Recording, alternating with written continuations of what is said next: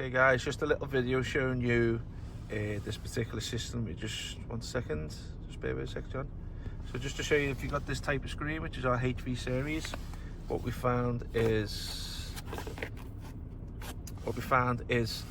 these buttons may have a little bit of few issues with here. This park assist button here, you find that if it doesn't work, what you need to do is have this cable connected here, but you do need to keep the original panel, one of the panels in, connected.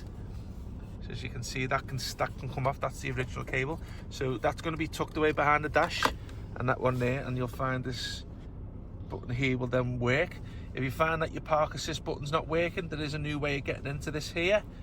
1 second. So you just press, you do a jump for me please. To get the park assist button working, just press the screen. 1 second, guys.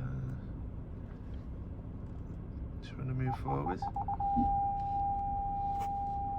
So you press the screen and you get this feature here, and then you can press that there and get your parking aids that way there. So that's a solution.